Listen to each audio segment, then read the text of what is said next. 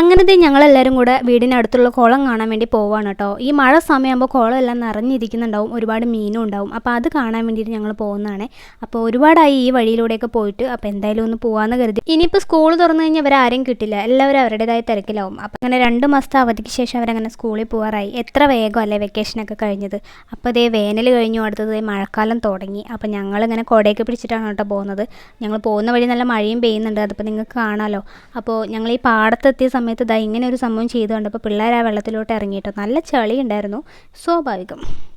പിന്നെ അതേ ഞങ്ങൾ കുറച്ചും കൂടി അടുത്തെത്തിയപ്പോൾ ഇങ്ങനെ ഒരു വണ്ടിയും കണ്ടപ്പോൾ പിള്ളേരെല്ലാവരും കൂടി ചാടി കയറിട്ടോ. നല്ല മഴയുണ്ടായിരുന്നു. പിന്നെ ഞാൻ ഈ കുടയൊക്കെ പിടിച്ചിട്ട് ഇങ്ങനെ നല്ലൊരു വൈബിന് ഒരു പാട്ടൊക്കെ പാടിയിട്ട് ഇങ്ങനെ ഒരു വീഡിയോ എടുത്തു.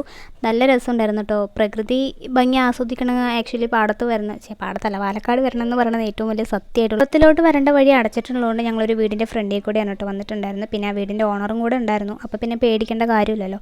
പിന്നെ കുളത്തിലോട്ടൊന്നും ഇറങ്ങിയില്ല കേട്ടോ, കാരണം നല്ലോണം വെള്ളമുണ്ട്, നല്ലോണം മീനുണ്ട്. പിന്നെ ഇറങ്ങേണ്ട ഒരു സ്റ്റേജ് അല്ല, കാരണം പേടിയാണ്. പിന്നെ ഞാൻ പിള്ളേരെ ഇറങ്ങാനും സമ്മതിച്ചില്ല, ഇങ്ങനെ ജസ്റ്റ് നോക്കിയാൽ മതി എന്ന് പറഞ്ഞു. പിന്നെ പിള്ളേർക്ക് കാല് കഴുകണം എന്നൊക്കെ പറഞ്ഞപ്പോൾ ഓക്കെ ശരി ഓക്കെ ഇത്ര പോയാൽ മതി, ഇനി അങ്ങോട്ട് ഇറങ്ങണ്ടെന്ന് കരുതി.